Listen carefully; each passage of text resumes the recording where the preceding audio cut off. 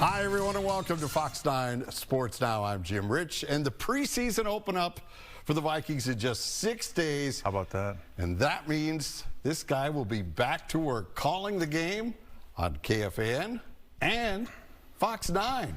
Yeah. You're going to have to wear a suit. Is it a suit this year? Yeah, you're going to have to wear a suit, and you know it's every year we with the preseason games, we usually just do the radio, but we're doing the radio and the TV, and the Vikings are really helping us out this year, so it's more like a normal week's broadcast, a little more background. So hopefully we'll be able to give the viewers a lot more insight throughout the course of these preseason games and get ourselves ready for. It's amazing it's here already, right? But get ready for 2024. We were just talking about the end of last season. It seemed like sitting here. Here we go again.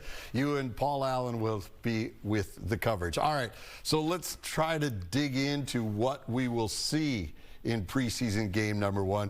Coach Kevin O'Connell plays no starters ever since he has taken over, especially not a quarterback, because Kirk Cousins, he knew what he had. There was no reason for him to see the field. This year, though, much different. The Vikings have 2 new quarterbacks.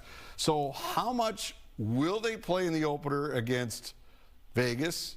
First, let's start with J.J. McCarthy. Or how much do you think they need to play? Maybe that's a better question. Well, I mean, first with JJ. Yeah, well, I mean, with McCarthy, you want to ideally you get him out there as much as possible. But I think no matter what they say, the less JJ plays, McCarthy that is, right, the more likely he is to be a day 1 starter.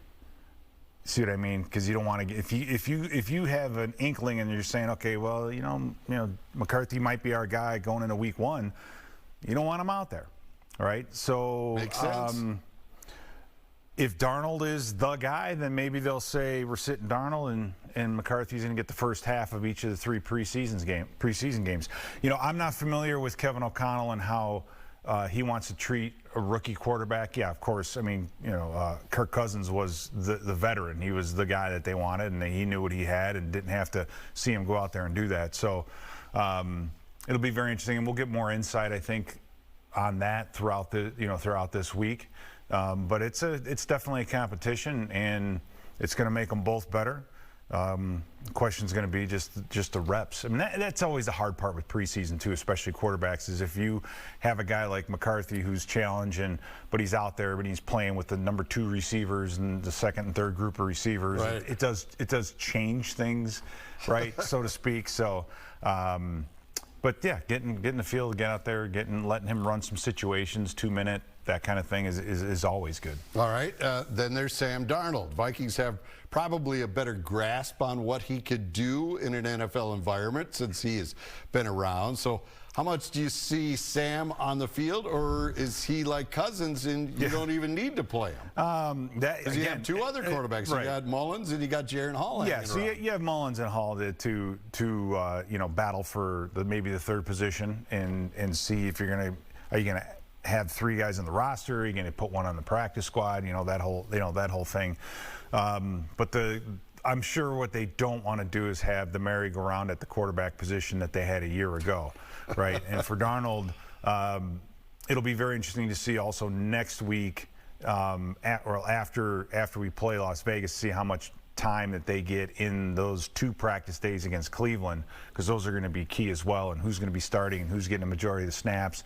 I think we'll have a much better feel for what they're thinking and what they want to do once we get into that 2nd preseason game. But until then, I mean, Darnold, he said one of the things he's working on is a deep ball. It's something that he wants to get better at throwing, and we'll see whether or not he fits the system well, because it does require a lot mentally of the quarterback.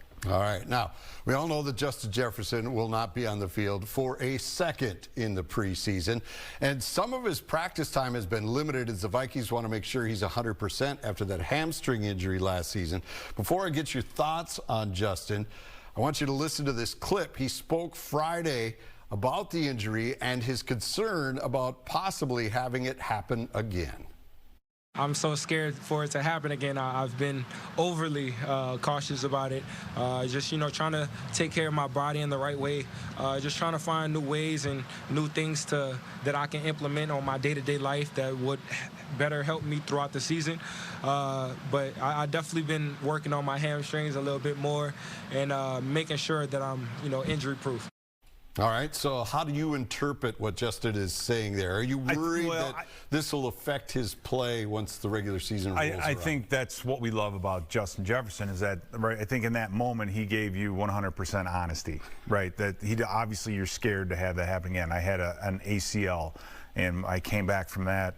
And it's on your mind, it's there, but you can't think about that while you're playing. That's the surest way of getting hurt again, is to go out there and actually have that on your mind when you're on the field. Now, in my opinion, from what I saw with how Justin Jefferson pulled his hamstring, it was because he lost footing. He slid with his cleats. Yep, I remember. I think that's a better sign because it wasn't just he was just striding out and running like a normal human being, like a normal receiver would, and then pulled it. I think it was because of that slip, because of the loss of footing, that he strained, that he eventually pulled that hamstring. So as long as that doesn't happen again, you know what I mean, in that same way, right? Because he'll stay healthy. And that's really been, I think, a very underrated part of Justin Jefferson's game, because until that injury, he didn't miss a game. He did not miss a game his first 3 years. Not one. Yeah. He's always on the field. That is how he got to be better. And we've seen so many other guys we've drafted that, they play for a while, then they're hurt. They play a couple weeks, they show up, they make a couple plays, then they're out for 2 weeks, right? And so Justin has been in there week in and week out. He's been able to overcome things that teams have thrown at him. So, yeah, for him staying healthy is a big deal. But I think they're being very prudent about it, right? And for Jefferson, I'd tell him, don't worry about it, man. You can't, it's not like you were just striding out and you got shot, and the hamstring went. Exactly. It was a freaky kind of a thing. Yeah, all right. Now, according to Aaron Jones, the Vikings were the first team to call him as soon as he became available. He said he rushes the ball 13 to 15 times a game, and he says that's kind of how he does things. So I spoke with him, and here are some of his thoughts on becoming a Viking and how surprised he was when Green Bay showed him the door. I was a little surprised, but I do keep in mind that it's a business, and I had told my mom, I was like, hey, I have a feeling that they're going to try to make me take a pay cut, which they did the year before, and then turns out they did, but it was a massive pay cut that I wasn't comfortable with, and then that's what led to everything. But I really was caught by surprise, because I feel like you could see a difference when I was out there those last 5 games, how the offense was flowing, how the team was flowing, not just on the offensive side, but how we were playing all as one, every unit. So, but I look to bring the same thing here. I see you as perhaps the most important part of this offense this year, because you have the 2 new quarterbacks here trying to figure things out. And if you can provide them stability, this offense, as we all know, has the weapons to explode, but it needs to stay on the field. Is that some of the things that they've talked to you about, your role here? Just to come in and be the same guy that I've been, be a leader, locker room guy, and when it's time to make plays, just make plays, and whatever they may look like, if it's running the ball, picking up a protection, or catching it out of the backfield, or lining up out wide and catching it out there as well. So I know we have, like you said, we have a lot of weapons here, and it makes me excited, because they can't just key in on one person. You got to respect everybody, all those skilled players that's on the field. And so it's just about making big plays, getting those chunk plays, and then extending drives in crucial football moments, whether it's 3rd and shorts or 3rd and longs, extending those drives, staying out of things to hurt ourselves, whether a penalty in the red zone or penalty on 3rd down and make it in 3rd and long. So it's a lot of things that we can control as players ourselves, and I'm confident that we will. 2nd down and goal. Here is Jones out on the edge. Touchdown. Your receiving abilities. How much do you think that was something that caught Kevin O'Connell's eye, that he feels that this is something that he can really use you as well as running the ball? I felt like it did catch his eye, when you're drawing up schemes and different things like that, you're getting JJ, who was double teamed all year. But it's hard to double team when you have Jordan on the backside and TJ.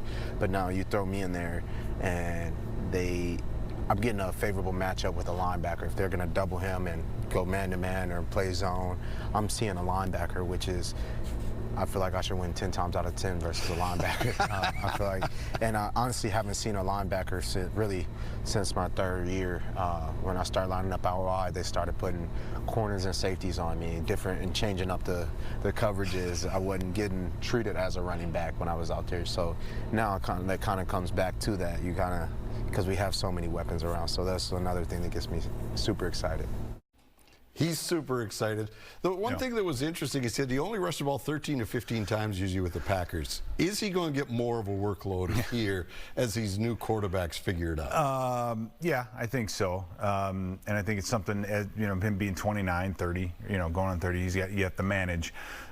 If this offense has been deficient the last 2 years, it's been third and short running the football. It would have changed the Cincinnati game last year. Would have changed, definitely changed our chances of making the playoffs if you could just convert a 3rd and 1 and then maybe a 4th and 1, right?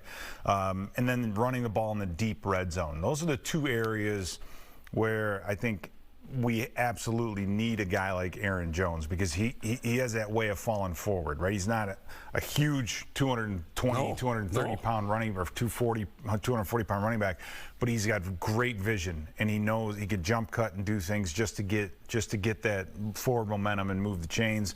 So in those areas, I really think he's going to be a big part. And if you can get the ball to the running back in the passing game, they run after the catch as good as any receiver does. So screen games, things like that. I mean, I think that'll be maybe the challenge, is finding a way to get him the football without just handing it off to him. All right.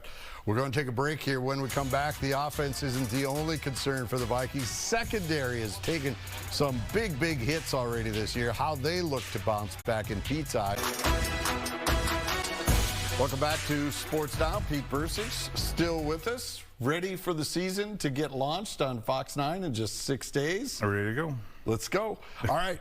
The secondary has been hit hard with tragedy and with injuries so far in this training camp. So hard, the Vikings already brought in 4 new players since camp started. Right. And that's one thing about Kwesi, is he's not wasted time to see how it works out. He's given them the bodies. So the latest adds, Bobby McCain, who had ties with Flores, and Fabian Moreau, who has ties with O'Connell. Yeah, and that's, to your point, I mean, you still have Andrew Booth and Caleb Evans, and with Andrew Booth, he's only 23 years old. So you're hoping that age kicks in, and he starts to develop. A Caleb Evans, we need to see a little bit more out of him than last year. You need him to improve, and that was a big thing with Mekhi Blackman, was he had to figure out a way to play against taller receivers. He had to come up with something. Right. He had to figure that out. Byron Murphy, almost had a season high number of interceptions last year. He still has to play as good, if not better, than he did. Because again, you look at our defense last year, we had problems on 3rd and long. I think some of the other inefficiencies came when we rushed 5 and only dropped 6. That's, I think, why you're hearing a little bit more of the man-to-man talk out of Flores this year, that they may want to try to challenge.